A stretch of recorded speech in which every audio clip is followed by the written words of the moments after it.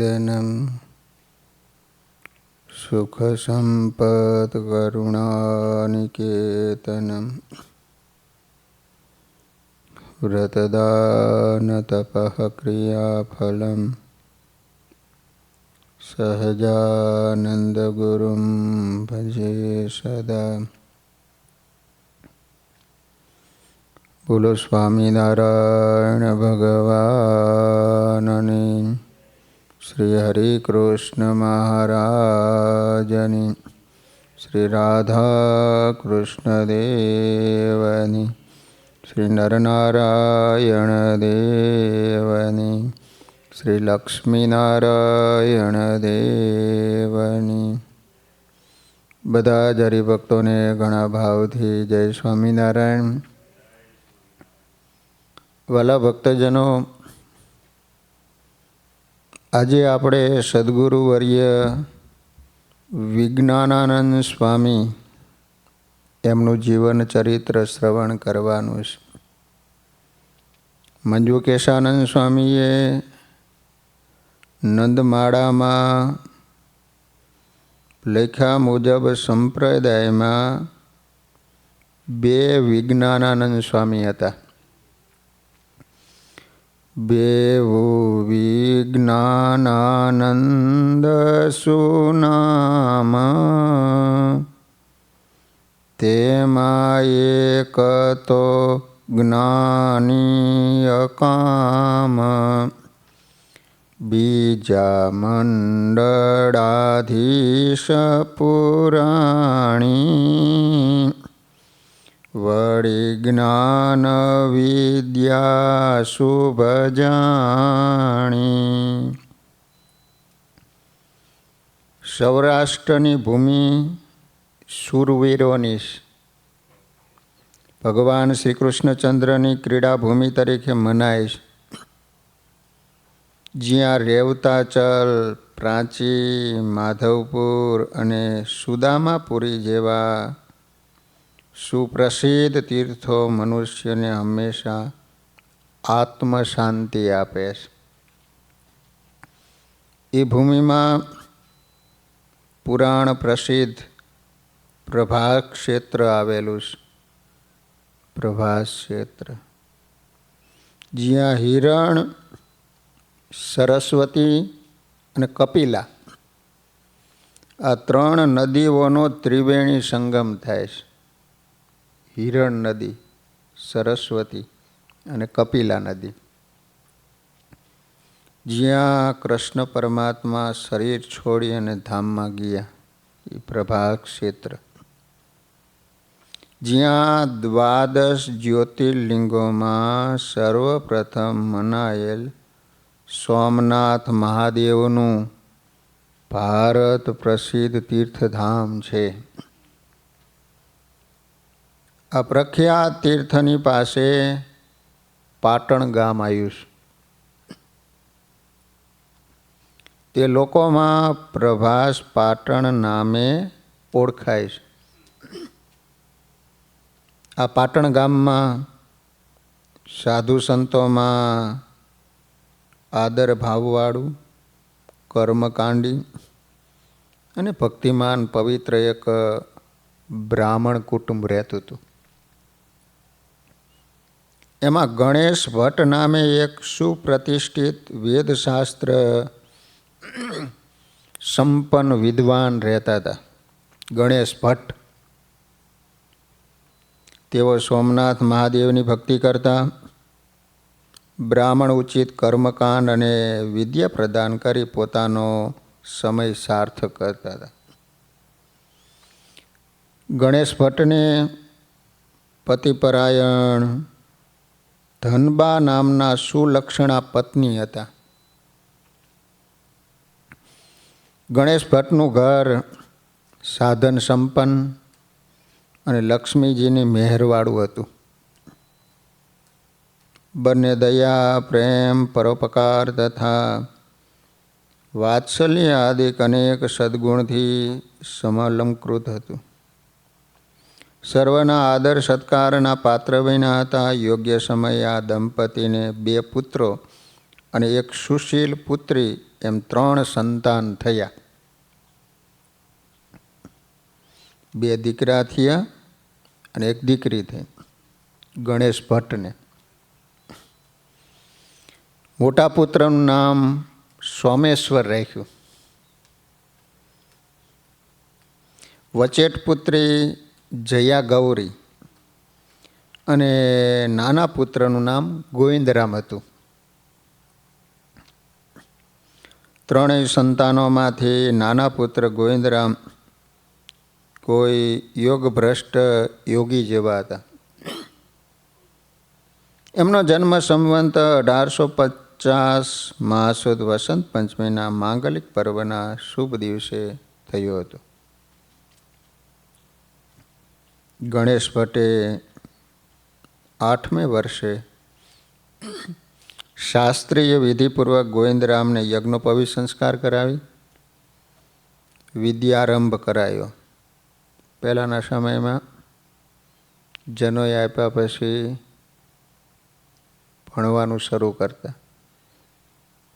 અત્યારે તો ઉગીને ઊભું થયું ડીટીયા જેવું હોય ત્યાં તો ભણવા મોકલી દેવાનું. નાનપણથી એટલું બધું ટેન્શન મૂકી દે તો 8 વર્ષનો થયો એટલે બ્રાહ્મણ હોવાને કારણે જનોઈ આપવામાં આવી અને પછી વિદ્યા અભ્યાસ શરૂ કર્યો. ગોવિંદરામે પોતાના પિતા પાસે જ કર્મકાંડ અને વેદશાસ્ત્રનો બધો અભ્યાસ પૂર્વ સંસ્કારના બળથી અલ્પ સમયમાં પરિપૂર્ણ કર્યો. કારણ કે એના પિતાજી ભણેલા હતા, કર્મકાંડનું કરતા હતા, બીજાને ભણાવતા હતા. એટલે પોતાના દીકરાને પોતે જ ભણાયો. અને આ પૂર્વનો સંસ્કાર બળ્યો હોવાને કારણે ટૂંક સમયમાં બધી વિદ્યા ભણી લીધી.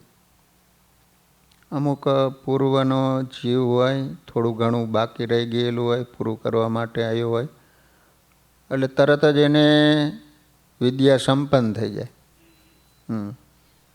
અમુક તમે જુઓ ને તો અમુક છોકરા એટલી બધી મહેનત કરે તો એ માન પાસ થાય, અને ઓલો તો ક્યારેક જ પુસ્તક હાથમાં લે, કારણ કે એને પૂર્વની વિદ્યા હોય.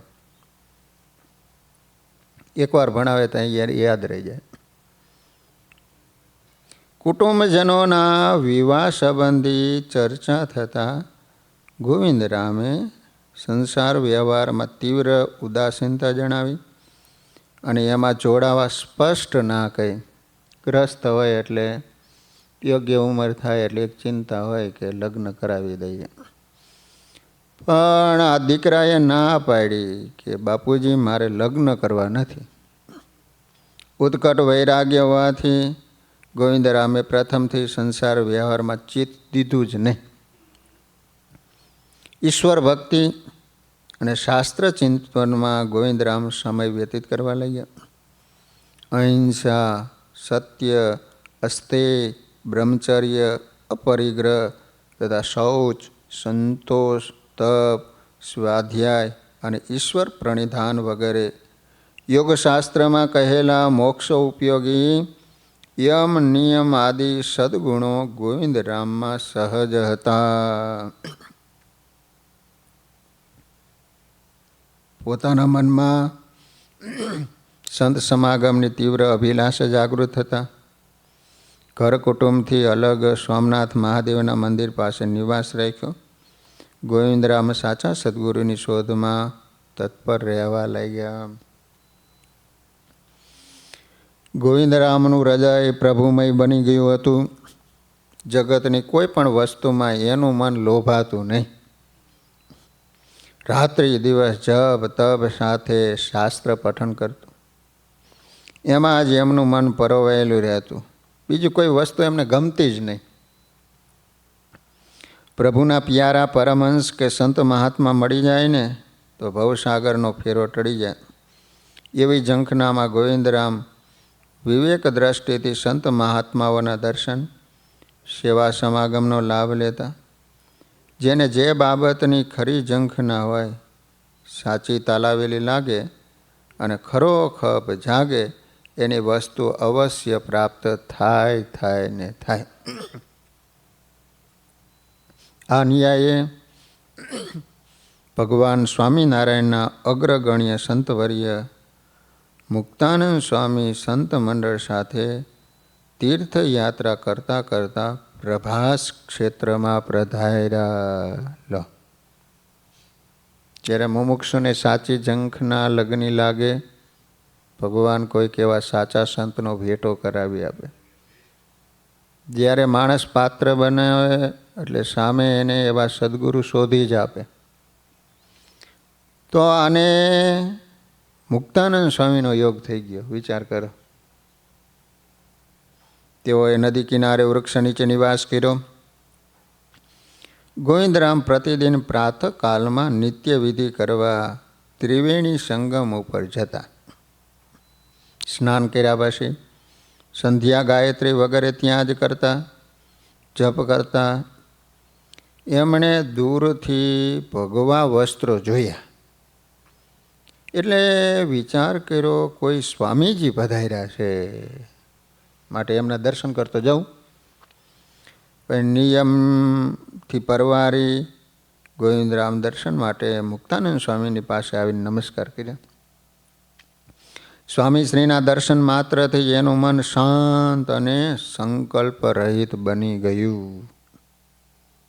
થોડી શાસ્ત્ર ચર્ચા થતાં ગોવિંદરામનું અંતઃકરણ મુક્તાનંદ સ્વામી તરફ આકર્ષિત થવા લાગ્યું. આથી ગોવિંદરામને વિશ્વાસ આવ્યો કે સેવા સમાગમ કરવા જેવા સમર્થ મહાપુરુષ છે.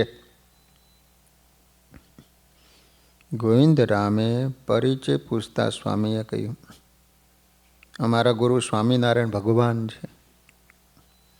તેઓ અત્યારે અનંત જીવોનો ઉદ્ધાર કરવા દયા કરીને પૃથ્વી ઉપર પધાર્યા છે.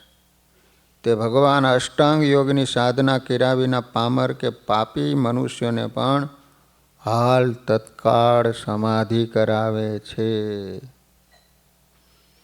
આશ્ચર્યકારક ઐશ્વર્યોથી અનેક જીવાત્માઓને પોતાની ભગવાનપણાની ઓળખાણ કરાવતા હાલ તેઓ સરદાર બાજુ વિચરે છે. અમે એમના સાધુ છીએ, તીર્થયાત્રા નિમિત્તે અહીં આવ્યા છીએ. થોડા સમયમાં સ્વામિનારાયણ ભગવાન જેતપુર પધારવાના છે, ત્યાં અમે જઈશું. મુક્તાનંદ સ્વામી સંતો સહિત 3 દિવસ પ્રભાસ ક્ષેત્રમાં રહ્યા. ત્યાં સુધી ગોવિંદરામ સ્વામીના દર્શન કરવા હંમેશા આવતા હો. અને મોક્ષદાયી મનનીય ઉપદેશ સાંભળી ગોવિંદરામ જીવનની ધન્યતા અનુભવતા હતા. મુક્તાનંદ સ્વામીએ કહ્યું, ગોવિંદરામ, આપણામાં જે વિશેષતા કે કળા હોય ને એ પોતાના પેટ પોષણ કે પરિવારના ભરણ પોષણ માટે વપરાય તો એને કળા જ કહેવાય. પરંતુ એ જ કળા કે વિશેષતા બીજાના સુખ અર્થે વપરાય તો એને સદ્ગુણ કહેવાય. અને એ જ કળા વિશેષતા કે આવડત આત્મકલ્યાણ માટે વપરાય તો એને કલ્યાણકારી સદ્ગુણ કહેવાય. આપણે શું કરીએ એ કરતાં પણ કોના માટે કરીએ છીએ ને એના ઉપર પ્રાપ્તિનો આધાર છે. આ રીતે મુક્તાનંદ સ્વામીના મુખથી જગતના નાશવંતપણાની તથા પ્રગટ પ્રભુના ઐશ્વર્ય પ્રતાપ અને મહાત્માની વાતો સાંભળી પ્રથમ તો ગોવિંદરામનું મન સંકલ્પ વિકલ્પ અને હિલોડે ચડ્યું. એ પ્રભુ હશે કે નહીં, એના દર્શન કરવા જેતપુર જવું કે નહીં. પરંતુ મુક્તાનંદ સ્વામીની પ્રભાવશાળી સાધુતા જોઈ અને શાસ્ત્રના રહસ્યપૂર્ણ સંશય ઉચ્છેદી મધુર વાણી સાંભળી ગોવિંદરામને મુક્તાનંદ સ્વામીને વિશે અત્યંત પૂજ્ય ભાવ સાથે આત્મબુદ્ધિ થઈ. પછી નિસંશય થઈ ખૂબ જ સંતોષ પામ્યા અને ભગવાનના દર્શન કરવાનો દ્રઢ નિર્ણય કર્યો. સંવંત 1870 ફાગણ સુદ એકાદશી મંગળવારના દિવસે મુક્તાનંદ સ્વામીની સાથે ગોવિંદરામે પાટણથી પ્રસ્થાન કર્યું.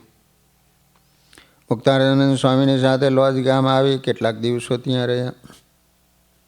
તે સમય દરમિયાન એમણે મુક્તાનંદ સ્વામી પાસે સંગીતનો અભ્યાસ શરૂ કર્યો. પછી સ્વામિનારાયણ ભગવાન જેતપુર પધાર્યા. એવા સમાચાર મળ્યા.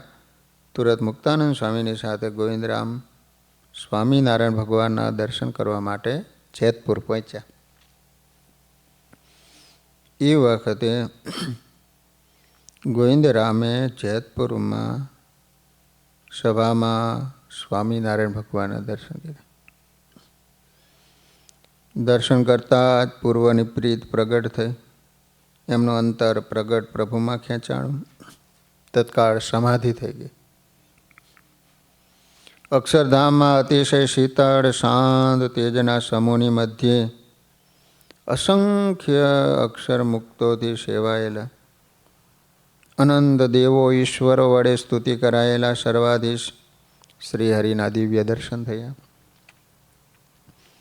વિના સાધને તત્કાળ સમાધિ થઈ અને એમાં પ્રભુના શાશ્વત સુખનો પ્રત્યક્ષ અનુભવ થયો. તેથી ગોવિંદરામને સ્વામિનારાયણ ભગવાને એ પરબ્રહ્મ પ્રગટ પરમાત્મા છે એવો સર્વોપરીપણાનો અતિ દ્રઢ નિશ્ચય થઈ ગયો. સમાધિમાંથી જાગૃત થયા. ત્યારે ગોવિંદરામ શ્રીહરિની સ્તુતિ પ્રાર્થના કરતા કહેવા લાગ્યા કે મહારાજ, અપરિમિત શક્તિ સામર્થ્ય પૂર્ણ આપે મને મહાદુર્લભ સુખનો અનુભવ કરાયો. હવે હું કૃતકૃત્ય અને ધન્ય બની ગયો છું. મને કોઈ પ્રકારની અપેક્ષા કે ઈચ્છા રહી નથી. માટે હે દયાળુ, કૃપા કરી મને આપની સેવામાં રાખો. હે નાથ, આજથી મારું જીવન હું તમને સમર્પણ કરું છું. કૃપા કરી મને અખંડ આપની સેવામાં રાખો. એમની મુમુક્ષુતા સ્વામિનારાયણ ભગવાને પારખીઓ. પછી કહ્યું, ગોવિંદરામ, તમે થોડા દિવસ મુક્તાનંદ સ્વામીની સાથે રહો. સ્વામિનારાયણ ભગવાનની આજ્ઞાથી સાથે રહ્યા. મુક્તાનંદ સ્વામી વગેરે સાથે રહેતા ગોવિંદરામના અંતરમાં દિવ્યાનંદ છવાયો. પછી સ્વામીએ કૃપા કરી ગોવિંદરામને પાર્ષદ બનાવ્યા. પાર્ષદ બની સ્વામીની સાથે ઘણું રહ્યા. આ રીતે સંત સમાગમ, દાસત્વ, સેવા અને ભગવાનને મોટા સંતોની પ્રથમથી પ્રસન્નતા પ્રાપ્ત કરી. પાર્ષદ ગોવિંદ ભગતે મુક્તાનંદ સ્વામીની સાથે રહી સત્સંગ સેવાની સાથે સંગીતનો અભ્યાસ કર્યો. આ રીતે એમની દ્રઢતા જોઈને મહારાજ રાજી થયા. એકાદ વર્ષ પછી સંવંત 1871 અન્નકૂટ ઉત્સવ તથા કાર્તિક સમયો વડતાલમાં શ્રીહરિએ કારતક સુદ એકાદશી તારીખ 23/11/1814 બુધવારે ગોવિંદરામને પરમહંસની દીક્ષા આપેલો. નાનપણથી એમને ભગવદ સ્વરૂપ સમજવાની તમન્ના હતી અને પ્રથમ દર્શનથી જેમના અંતરમાં પ્રગટ પ્રભુનું વિજ્ઞાન થયું હતું એવા ગોવિંદરામનું વિજ્ઞાનાનંદ સ્વામી એવું સાર્થક નામ શ્રીહરિએ રાખ્યું. ગોપાળાનંદ સ્વામી કહેતા કે ભગવાન અક્ષરધામમાં છે, ત્યાં અનંત મુક્તથી સેવાયેલા છે. આ રીતે ધામસ્થ ભગવાન અને મુક્તનો સ્વીકાર કરવો એ જ્ઞાન કહેવાય. અને જેવા ધામમાં છે એવા જ મનુષ્ય રૂપે વિચરતા ભગવાન છે. અને ધરા ઉપર રહેલા સર્વે સંતો ભક્તો પણ અક્ષરધામના મુક્તો છે. આ રીતે સમજવું એને વિજ્ઞાન કહેવાય. વિજ્ઞાનાનંદ સ્વામી આવા વિજ્ઞાનને પામ્યા હતા. તેથી તેના અંતરમાં આઠે પહોર દિવ્યાનંદ રેલાયેલો રહેતો હતો.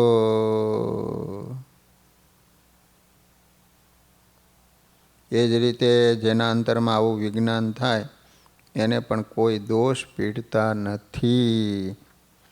આવા દિવ્ય વિજ્ઞાનને પામેલા વિજ્ઞાનાનંદ સ્વામીના હવે આપણે થોડાક પ્રસંગો જાણીએ. વિજ્ઞાનાનંદ સ્વામી ઘેરથી સંસ્કૃત વિદ્યાનો સારો અભ્યાસ કરીને આવ્યા હતા. ત્યાગી થયા પછી સંગીત વિદ્યાનો શાસ્ત્રીય અભ્યાસ મુક્તાનંદ સ્વામીની પાસે શિષ્ય તરીકે રહીને કર્યો હતો. સ્વામી ગાન વિદ્યામાં પણ ઘણા કુશળ બન્યા હતા. સારા સંગીતકાર તરીકેની એમની ખ્યાતિ હતી. વિજ્ઞાનાનંદ સ્વામીનો કંઠ પહાડી છતાં મધુર હતો. કીર્તનો ગાવાથી એમની ઢબ અત્યંત આકર્ષક હતી. વિજ્ઞાનાનંદ સ્વામીની સ્વરની મીઠાશ અને વાણીની સ્પષ્ટતા જોઈ એનું ગાયન સાંભળવાની સૌ કોઈને લાલસા રહેતી. મુક્તાનંદ સ્વામી, બ્રહ્માનંદ સ્વામી, દેવાનંદ સ્વામી વગેરે કવિનંદ સંતોના કીર્તનો વિજ્ઞાનાનંદ સ્વામી હર વખત સભામાં ગાતા. એ વખતે હંમેશા સવાર સાંજની સભામાં પ્રથમ સારંગી, સિતાર, સરોદો, દિલરૂબા વગેરે વાજિંત્રો સાથે શાસ્ત્રીય સંગીત અને સુગમ સંગીતની પદ્ધતિથી કીર્તનો ગવાય. ધૂન થાય તે પછી કથા વાર્તા થાય. એમાં દરરોજના ક્રમ પ્રમાણે નાના મોટા ગવૈયા સંતો સભામાં શ્રીજી મહારાજ આગળ કીર્તનો ગાતા. આ વિજ્ઞાનાનંદ સ્વામી જ્યારે પ્રેમાદ્ર હૃદયથી મૂર્તિમાં તલ્લીન થઈને કીર્તનો ગાતા ત્યારે કેટલીક વખત સ્વામિનારાયણ ભગવાન પ્રસન્ન થઈ વિજ્ઞાનાનંદ સ્વામીને પ્રેમથી ભેટી અને પ્રસાદીની વસ્તુઓ આપતા. સ્વામિનારાયણ ભગવાને સંવંત 1872માં ગઢપુરમાં ભવ્ય અન્નકૂટોત્સવ કર્યો.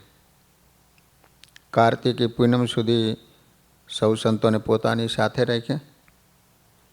પૂનમને દિવસે અતિ પ્રસન્ન થઈ શ્રી હરિએ વિજ્ઞાનાનંદ સ્વામીને પોતાના કંઠમાંથી ઉતારીને હાર પહેરાયો અને મુખમાં મિષ્ટાન આપીને રાજી કર્યા. વિજ્ઞાનાનંદ સ્વામી જેમ શ્રેષ્ઠ વિદ્વાન અને ઉત્તમ સંગીતકાર હતા તેમ તેઓ એક સારા લહિયા પણ હતા. લખવાનું કામ કરતા.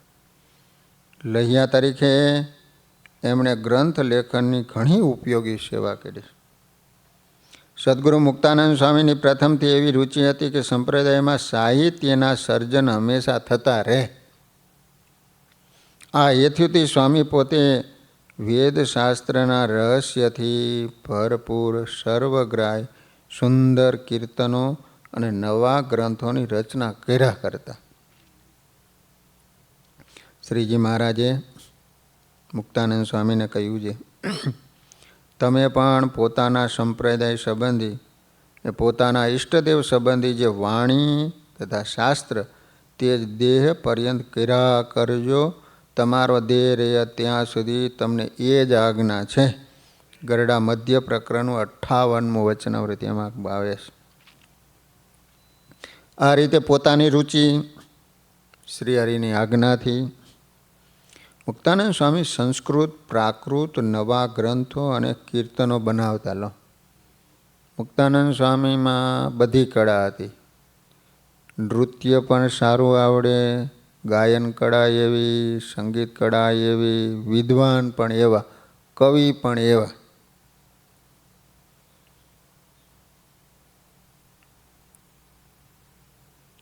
તથા સૌ કોઈને મુક્તાનંદ સ્વામી વગેરે નંદ સંતના કીર્તનોના ખરડા લખી આપવા વગેરે લેખન કાર્યથી એક સારા સેવાભાવી લહ્યા તરીકે વિજ્ઞાનાનંદ સ્વામીએ મહત્ત્વની સેવા કરી.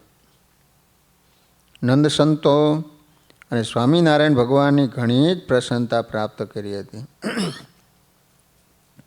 વિજ્ઞાનાનંદ સ્વામી હસ્તાક્ષરોથી લખાયેલા કેટલાક પુસ્તકો વડતાલ ગાદીના પરમ પૂજ્ય આચાર્ય શ્રી નરેન્દ્ર પ્રસાદજી મહારાજ સમસ્થાપિત પુરાતત્વ સંશોધન ખાતામાં સુરક્ષિત છે.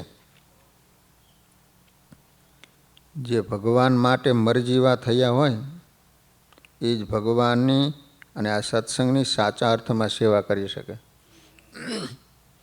જેના અંતરમાં ભગવાનની દિવ્યતા અલૌકિકતા અનુભવાણી હોય એને જ ભગવાનની સર્વોપરી નિષ્ઠા હોય. સ્વરૂપ નિષ્ઠાની દ્રઢતા હોય એ જ બિનશરતી સેવા કરી શકે. જ્યાં દેહવાદ, કુટુંબવાદ, સગા સંબંધીવાદ, ભોગવાદ, સત્તાવાદ, સંપત્તિવાદ, પરિવારવાદ, મંડળવાદ કે ગ્રુપવાદ હોય એને સાચા અર્થમાં ભગવાનની વિચારધારા અને સિદ્ધાંત પકડાતા જ નથી. જે આ બધા વાદથી ઉપર ઉઠ્યા હોય અને સ્વરૂપનિષ્ઠ હોય, અહમ શૂન્ય હોય, સુખ દુઃખમાં ક્ષમતા રાખતા હોય, નિસ્વાર્થ હોય, એ જ સાચા અર્થમાં ભગવાનની સેવા કરી શકે. આપણામાં જ્યાં સુધી નબળાઈ છે ત્યાં સુધી આપણે કેવી રીતે ભગવાનનું કાર્ય કરી શકીએ? હા, આપણો સ્વાર્થ સિદ્ધ કરવા ભગવાન કે આ સત્સંગનો ઉપયોગ કરી શકીએ. રામચંદ્ર ભગવાન અને પરશુરામ ભગવાન એ બંને સમકાલીન હતા, એ જ સમયમાં હતા. અને સામર્થ્યની દ્રષ્ટિ જોઈએ ને તો રામચંદ્ર ભગવાને જે રાવણ માર્યો હતો એ રાવણને સહસ્ત્રાર્જુને 6 મહિના બગલમાં રાખ્યો હતો. રાવણ કરતાં અનેક ગણા વધુ શક્તિશાળી રાજાઓને પરશુરામે માર્યા હતા. છતાં પરશુરામથી પૃથ્વી ઉપર ધર્મ મર્યાદા ન સ્થાપાય અને રામચંદ્ર ભગવાને સહજમાં ધર્મ મર્યાદા સ્થાપી અને આજે પણ આપણે સૌ રામ રાજ્યને ઈચ્છીએ છીએ. કેમ જે પરશુરામે બદલો લેવાની ભાવનાથી પૂર્વગ્રહને કારણે નિર્દોષ ક્ષત્રિયોને પણ હણ્યા હતા.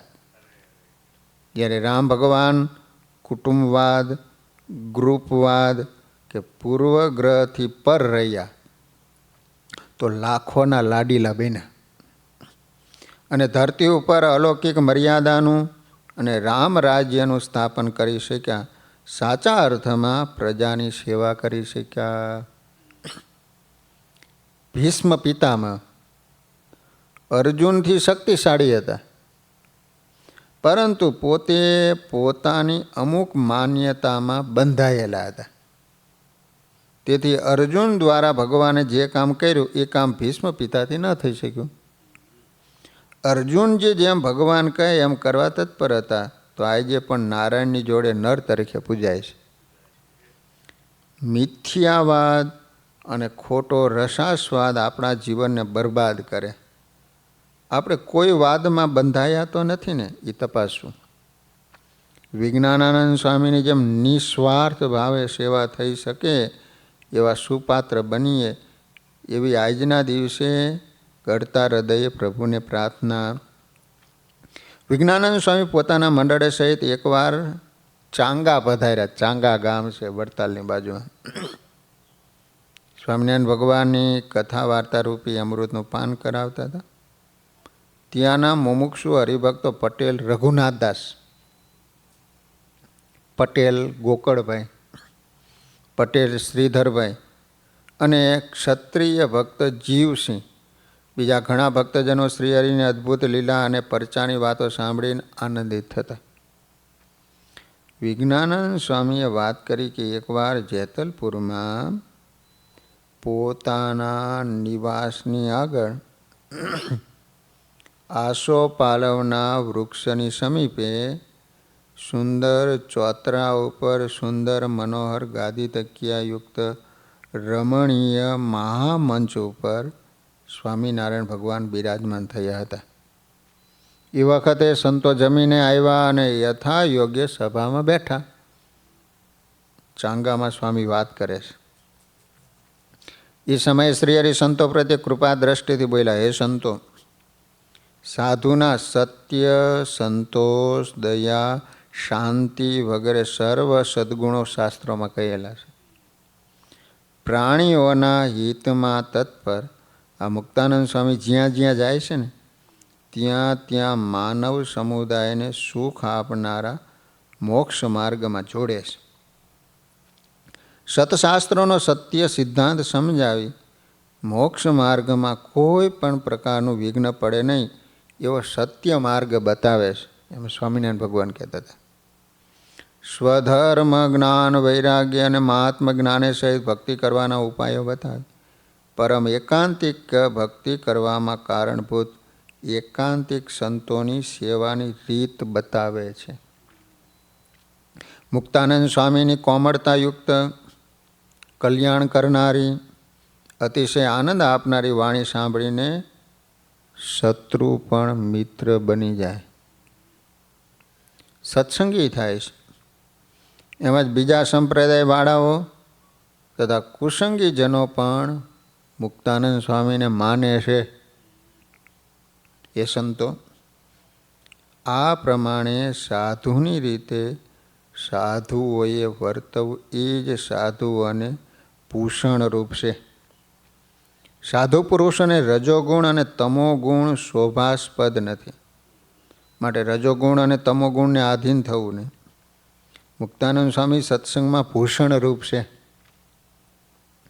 સૌ કોઈએ એને મર્યાદા રાખવી, એમના જેવા ગુણો સંપાદન કરવા.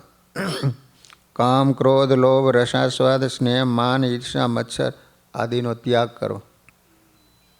શ્રીહરિની અમૃતમય વાણી સાંભળી વિશ્વ ચૈતન્યાનંદ સ્વામીએ કહ્યું કે પ્રભુ, તમે મુક્તાનંદ સ્વામીને મહત્ત્વ આપ્યું, તેથી સત્સંગીઓ અમને કોઈ માનશે નહીં.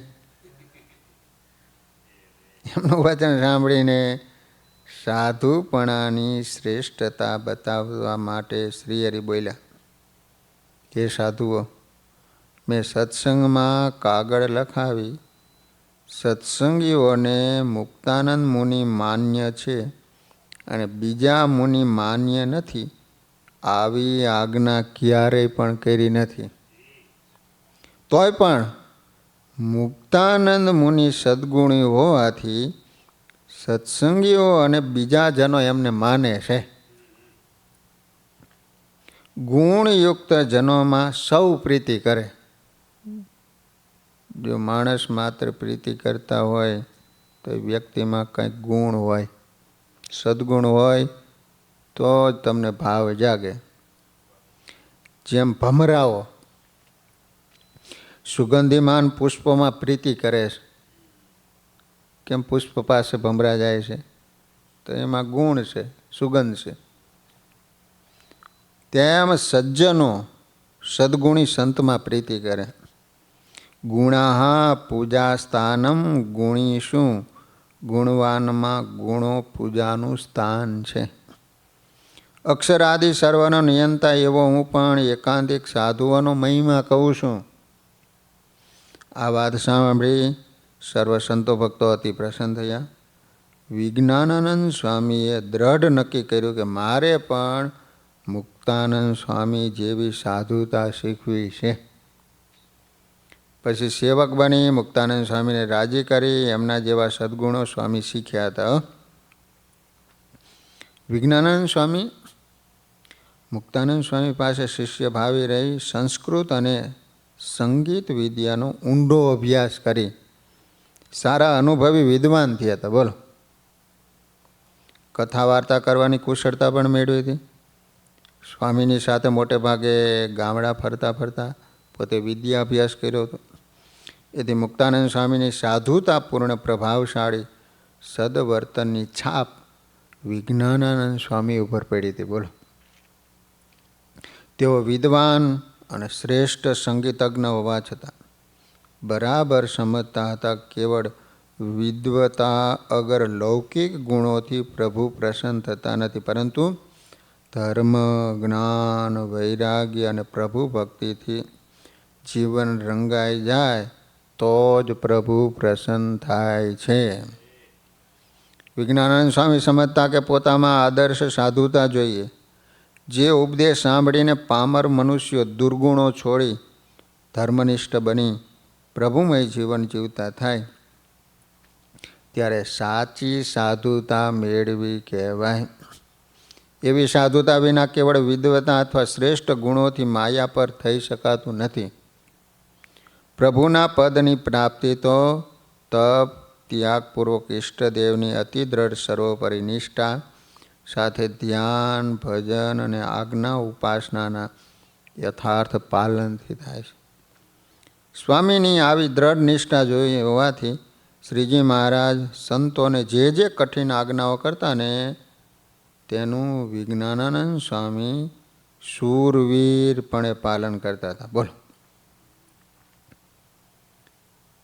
એ વખતે સંતોને કેટલાક ધર્મ નિયમોના પ્રકરણો આ પ્રમાણે હતા. ભિક્ષા માગી લાવી એને પાણીમાં ધોઈ કાચા લોટના ગોળા વાળી જમી લેવા. લોટ પાણીમાં ડોઈ પી જવો.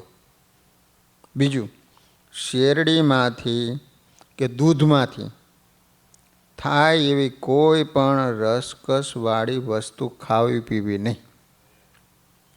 શિયાળાની કડકડતી ઠંડીમાં ગામથી દૂર સીમ કે વનવગડામાં ફક્ત એક કૌપીનભર ખુલ્લે શરીરે રહેવું.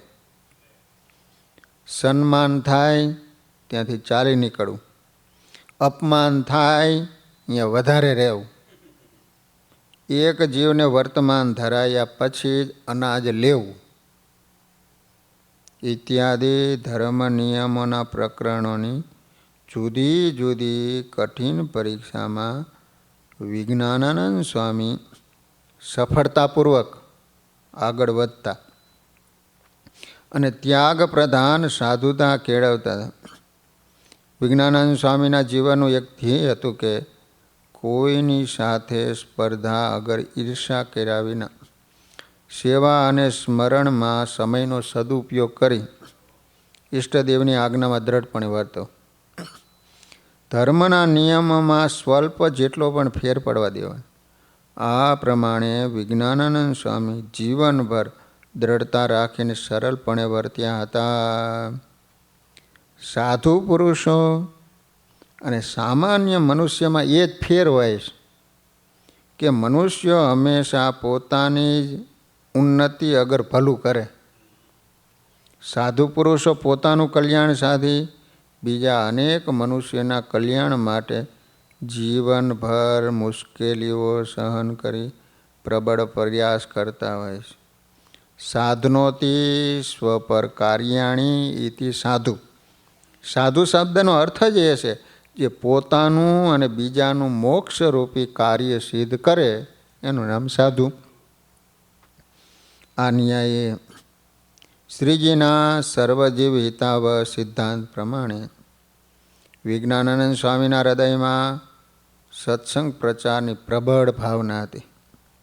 સંગીત વિદ્યામાં કુશળતા મેળવવાનો એમનો મુખ્ય હેતુ એ જ હતો કે એ દ્વારા લોકોને ભગવત સન્મુખ કરી શકાય. એ વખતે સર્વ સંતોનું એ જ મુખ્ય ધ્યેય અને કાર્ય હતું. પોતે સર્વ રીતે યોગ્ય બનવું, અનેક સંસારી જીવોને સદબોધ આપી ભગવત સન્મુખ કરવા, સ્વામિનારાયણ ભગવાન એવા યોગ્યતાવાળા સાધુઓના મંડળ બાંધી એમને દેશ દેશાંતરોમાં સત્સંગ પ્રચાર માટે દૂર દૂર સુધી મોકલતા હો. વિજ્ઞાનાનંદ સ્વામીમાં સ્વરૂપ નિષ્ઠાનું બળ અને સત્સંગ પ્રચારની ઉત્કંઠા અભિલાષા નિહાળીને શ્રીહરિએ તેમને જંગલી અને પહાડી પ્રદેશ તરફ ફરવા જવાની આજ્ઞા કરેલી.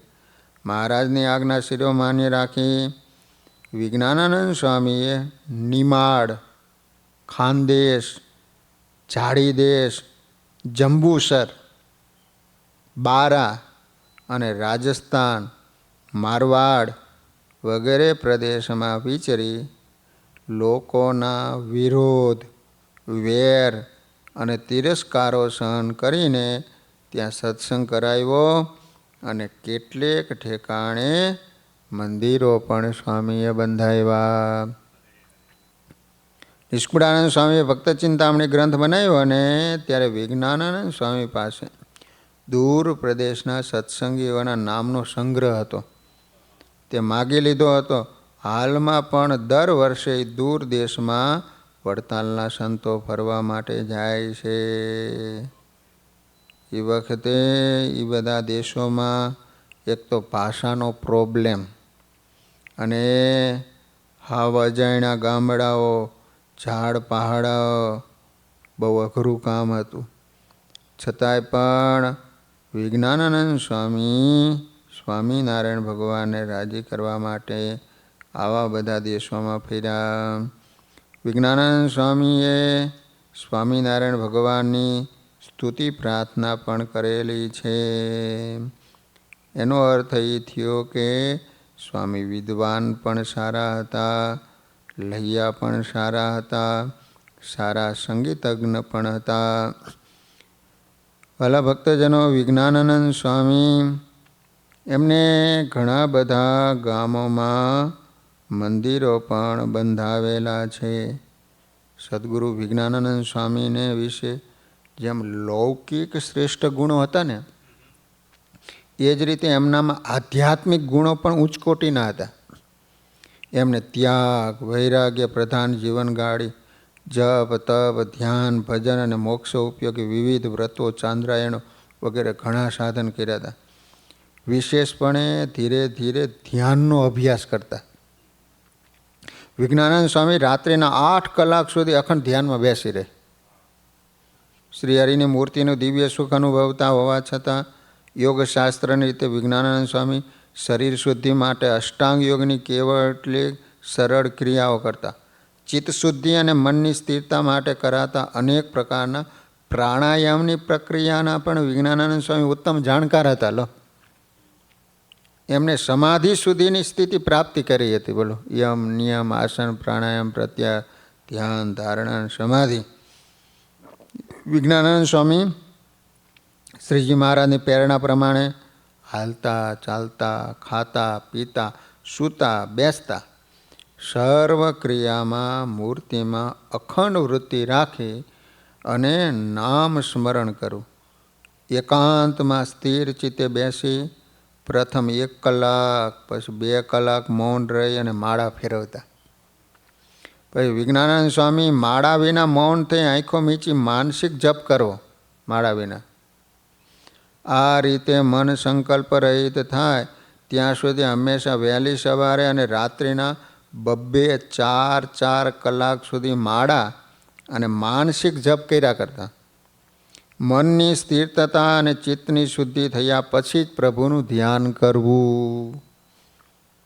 આ રીતે ક્રમથી કરેલું ધ્યાન એને ધ્યાન યોગ કહે છે.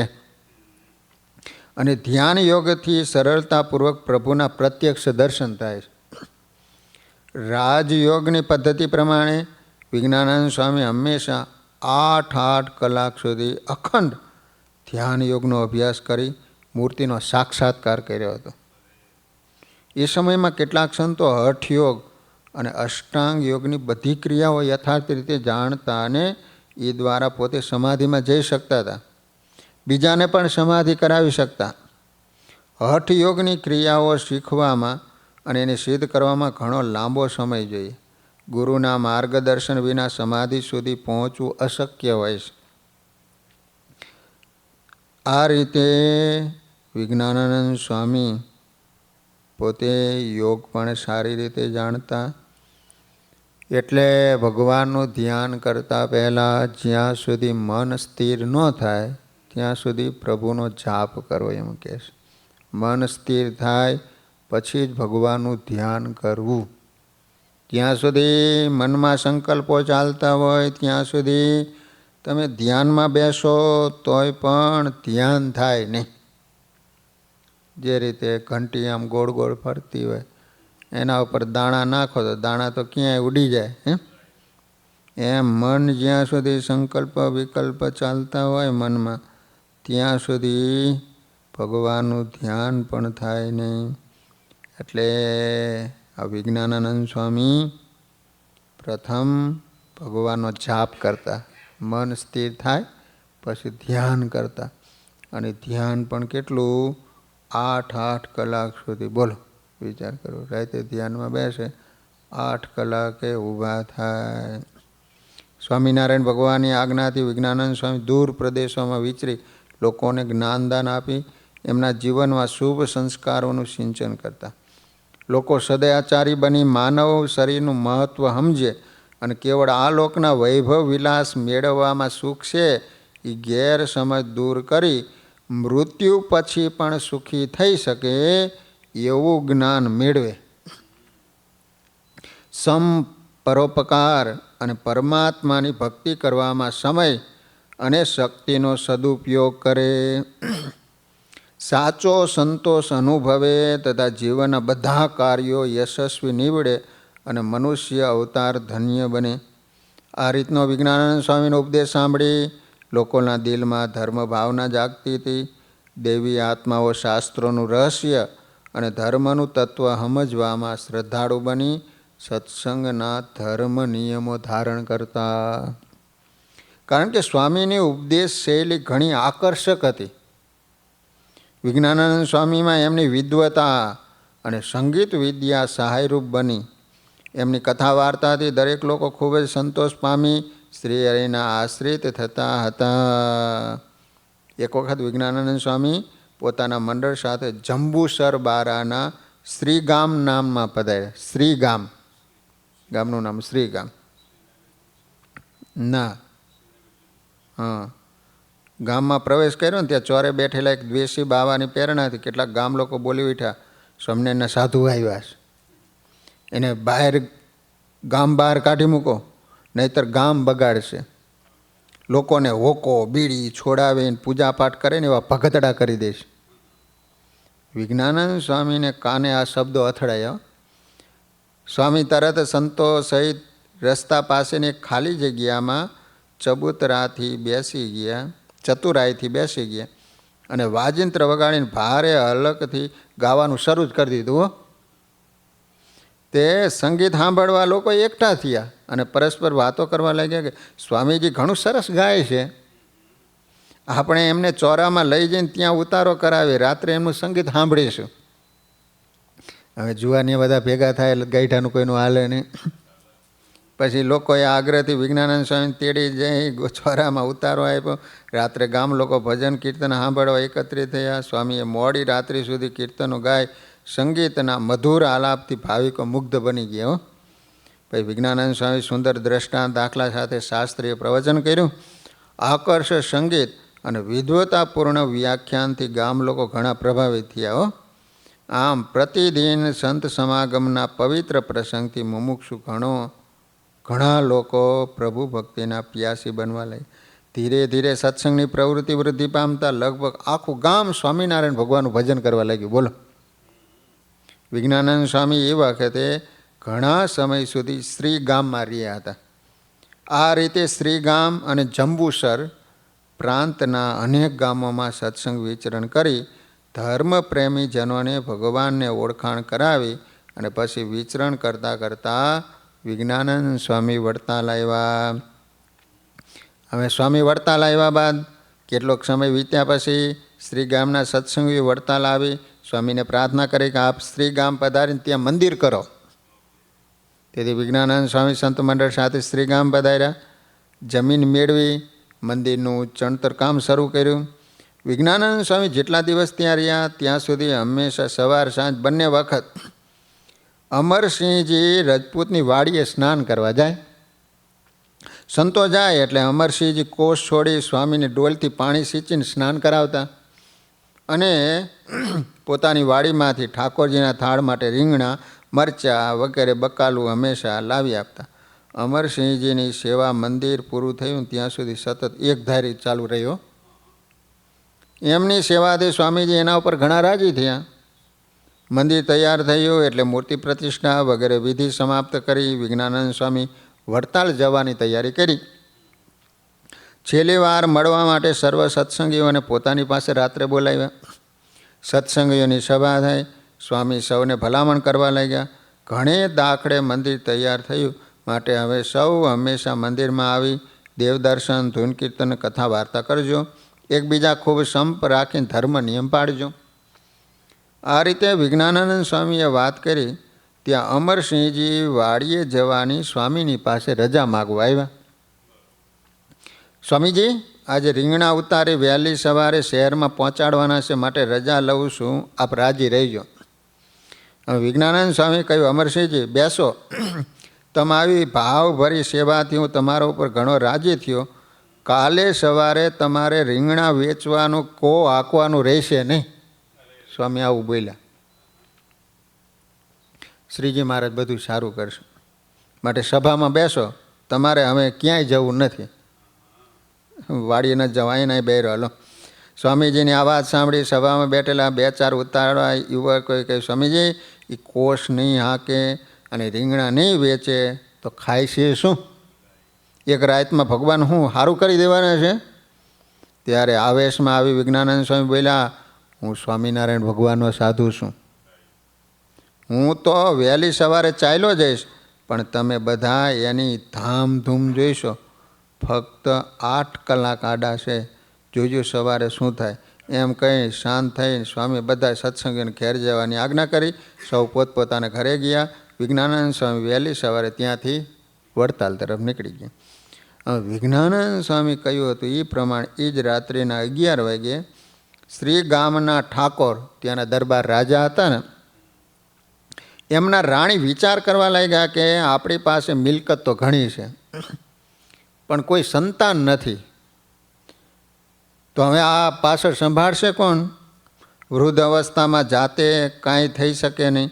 આપણા બંનેના દૂરના સગા છે, એમાંય પણ અણબનાવ જેવું છે. પરંતુ આપણો દૂરનો સગો અમરસિંહ છે. વિચાર કરો, ભગવાને એને કેવા વિચાર આવ્યા. તે આપણી જમીન ખેડે છે, એને આપણી ઘણી સેવા કરી. એ સ્વભાવથી પણ આપણા બંનેને અનુકૂળ આવે એમ છે. માટે આપણે એને દત્ત વિધિ કરી ઉત્તરાધિકારી કરી દઈએ, જેથી સગાવાલાને કોઈ ઉપાધિ આપણને નડે નહીં. આમ બંને એને અમરસિંહને ખોળે લેવા સહમત થયા. વિચાર કર્યો, હવે જરા પણ વિલંબ કર્યા વિના જોશીને બોલાવી મુહૂર્ત જોરાવી આવતીકાલના પ્રાતકાળમાં બધો વિધિ કરી લઈએ. તરત જ રાત્રિના 12 વાગે જોશીને બોલાયો. અચાનક ઓલા બ્રાહ્મણને કીધું, હાલો રાજા બોલાવ્યો. ઓલો થર ધ્રુજવા માંડ્યો, મારો વાંક શું છે? કહેતા રાતે મને બોલાવ્યો એમ. બીજે દિવસે વસંત પંચમી હોવાથી પ્રાતકાલમાં સારું મુહૂર્ત છે એમ કહ્યું. તેથી રાત્રે જ અમરસિંહજીને ખોળે લેવાનું નક્કી થયું.